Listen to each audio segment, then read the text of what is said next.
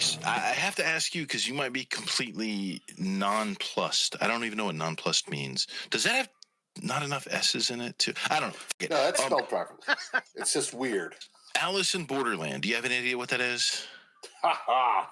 I've heard of it. I have not seen it. It's Rob and Andrew's latest Jack Fest that they've spent like the last 3 weeks just like creaming over. It's something we've had on tap to discuss because, you know, I get like probably at least like maybe a dozen texts from Andrew telling me how awesome it is. And I'm kind of like holding back. I watched it based on their recommendation and I have not gotten nearly as far as them in it. Kind of because, I don't know. Do y'all want to do this? Is this happening? Are we doing Alice? Yeah, go for it. Was it too much melodrama for you or what? Well, all right, let me ask Rex one more question. Rex, did you watch Squid Game? Yes. What'd you think? Loved it. Let me ask that same question. Rob, have you watched Squid Game? No, I didn't watch it. Too popular. Andrew, have you watched Squid Game? The first episode. Okay. But it didn't really grab me. So the two guys that are creaming their pants over this fucking Wait Alice a in second. Borderlands. What? I'm not creaming my pants. I'm just in the vicinity while Andrew is overselling something again. It's just extremely hard. So, Rob, would you say you're like at semi-chub? Is that I'm not overselling it. It was very entertaining.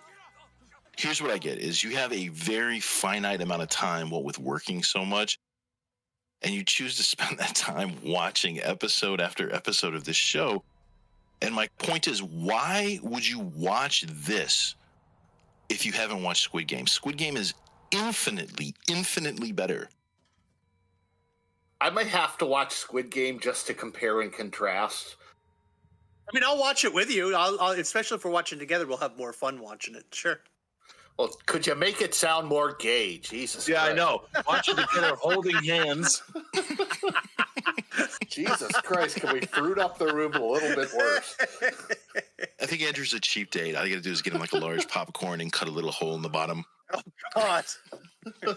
Jesus Christ. So your Squid Game excuse is that too many people told you that it was awesome before you actually had a chance to see it, and therefore you reacted negatively and are like, fuck you, I'm never going to watch it. That activated my rebellious tendencies. Yeah. Fuck that shit, I'm not watching that. Well, and then I also, when we're watching stuff, I never said, hey, do you want to check out Squid Games? Because I watched the first episode and was like, eh. Oh my God, the fruit keeps raining down from the trees here. What is happening? I know. What are you talking about? Talk about low-hanging fruit. Oh, my God. All right, you know, I'd say we need to talk about our relationship here, but that makes it sound even worse. My heterosexual life mate and I are going through a rough patch right now. I just want to say you guys are both very brave. I guess so. Stunning and brave. All right, so Alice is based on a manga. It is Japanese, whereas Squid Game is South Korean. So, you know, we're not confusing the two. And if I'd have known it was based on a manga going into it, I would have been much more skeptical. Manga's the only thing really good going on now. All right, you guys, tell me about Alice in Borderland. First of all, who's Alice? Is it the girl with the short hair that's kind of like on the ball and shows up later? Nobody is Alice. There is nobody named Alice in this entire show. I was rather confused, and the title doesn't seem to make sense. I'm wondering if it had a completely different title in Japanese that they just, you know, switched for some reason. There's no Borderland. There's no mention of a Borderland. There's no mention of Alice. It's a completely nonsensical title. At no point in the entire show does anyone actually say the word Borderland. Let me tell you something about her, man. That girl is in shape. She does a lot of, like, super Jackie Chan style stunts. She's jumping off stuff and, like, grabbing things as she swings by and all sorts of weird stuff like that. And it's actually her? It looks a lot like her. Well, okay, to be fair, Rob, it could be like any Japanese person doing it and you wouldn't know the difference. No. I've determined that my prospignagia only extends to the Chinese. Japanese, I have no trouble telling apart whatsoever. Interesting. I wonder if it's not so much facial features as communism. Maybe it's, yeah. That could be. But for some reason, yeah, Japanese, no problem. I know exactly who was Nice. who. I know what their names are. Plus, they good. all gave them very good design, so you can actually tell the characters apart and stuff. So, Well, here's my like the first episode. When you want to hook a viewer, it did not hook me. And okay, they show 3 main protagonists. I've seen far enough into the show to know that 2 of them are going to die in the next like 2 or 3 or 4 episodes. So really there's only one main protagonist. He was kind of hiding amongst the other 2, but it seemed like 3 dudes, 3 bros. There was nothing likable about them. They were outright unlikable, douchey. One was like, surfer dude with the frosted tips, and one was kind of like the really religious, praying all the time. Like, why is he hanging out with frosted tips? It makes no sense. They were shitty people. Wait a sec. Bartender guy. yeah, bartender guy is pretty cool. Bartender Yeah. guy was pretty awesome. I'd hang out with him. He was cool. The guy that likes to fight. Yeah. Yeah, he likes to fight. That's another thing that I have a problem with these. Okay, admittedly, they are limited by genetics, ethnicity. They're Japanese. They don't really grow that big in general. They have the guy who's like the brawler. I'm the brawler. I'm angry. I'm going to punch people. He's like a tiny little Japanese man. He's not muscular or scary. Why cast him? Well, there were a lot of scenes, at least in the show, where there's like a big guy and all these people run up to fight, and he just grabs them like by the throat and like throws them away. Yeah, they had several big tough dudes later on in the show. My question about episode 2 is they're being chased around the apartment building by a horse-headed wearing villain. Yeah. And it turns out to be a tiny little old lady. She was like kicking their ass and throwing them all over the place. And it's like this little old lady when the horse head comes off. What the fuck was she eating? Exactly. You don't know what's going on, man. Oh, is that a thing? Is that? There's mysteries abound. You don't know what's happening. You don't know why it's happening. Oh, I thought it was just shitty casting and shitty writing. No, it's mysteries. Mysteries compounding on mysteries.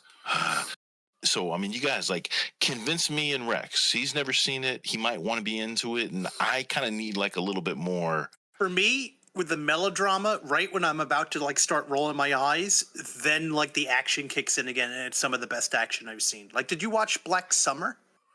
Yes. I love Black Summer. Yeah, like the action in that, like this is the next show since then where when I see the action, I'm like, holy shit. And just how they were able to do this. Like I had to go look up the special effects and how they pulled off this show because half of it takes place in the equivalent of their Times Square. And it's like completely abandoned. And I'm like, how the fuck did they do this on a TV budget? Yeah, that's why I'm wondering how that didn't grab you at the first start when they had that like Vanilla Sky opening where they're out in the middle of Tokyo. And you wondered how could they have possibly pulled that off? There's nobody there. Well, it's not just that, it's just the visual of it, man. Because like just a few scenes ago, it was like completely packed, people going in every direction, and then weirdness happens and they're just completely alone. I've gotten to a point in my video editing career that I've actually dealt with green screens and shit, so, whatever. Plus, I was probably like engaged in a really hardcore hand of solitaire at the time that happened. I probably didn't give it a chance. All right, so action is good. Yeah, not amazing, but it's a very entertaining watch. The best thing I can say about it is Rob never gets into like binging something, and he binged this. Usually it would take us like 5 months to get through like the 2 seasons, but we did it like in a couple of days. I think they do really good tension like that, and the setting of it is good, and I think the mystery of the show, you don't know. I had theories. They kind of gave an explanation, but maybe not. Maybe that's not what's actually happening. My theory was all wrong. The whole time I was watching it, I was convinced that this was the downtime for NPCs in a video game. All right, y'all don't realize if you just convinced me to go back to season 1, episode 1, I'll start there. I will put down Solitaire or Twitter or whatever, and I'll actually watch it. I'm going to watch Alice in Borderland. You guys have to finish fucking Squid Game. Exactly. Yeah, we're going to watch that too. So a addendum to our conversation, much like I said, I did go back and start at season 1, episode 1, watching it, figuring that maybe I didn't give it a fair chance. I think I was just so rabid in my defense of Squid Game that I never actually paid attention to the show. So I'm just going to outline a few things that I noted. I watched up through the end of season 1, still have season 2 on tap. Here we go.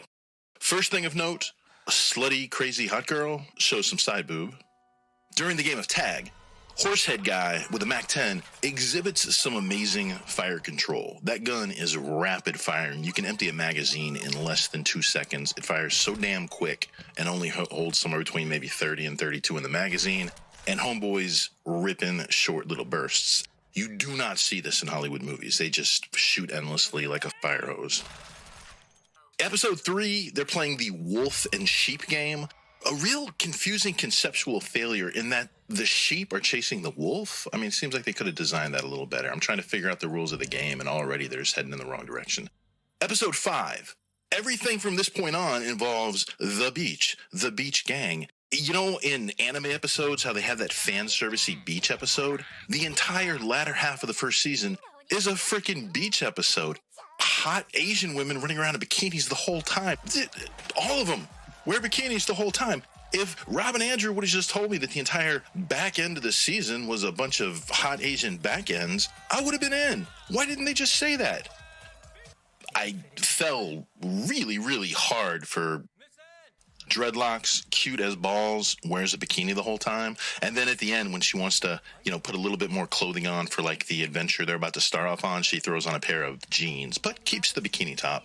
Now, viewers out there are probably like, ho, she turns out to be a dude. She's a tranny. Yeah, in the story, the actress herself is absolutely female. I looked it up.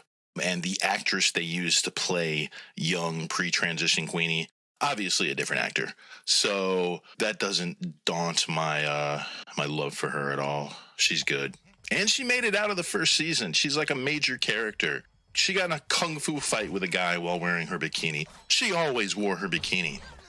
The big fight with my future wife and goofy, baldy samurai edgelord, he starts pulling a die-hard Hans Gruber shoot-the-glass maneuver because she's barefoot. Schieß dem Fenster. Shoot the glass. So he starts cackling like a douchebag and throwing glass all over the floor.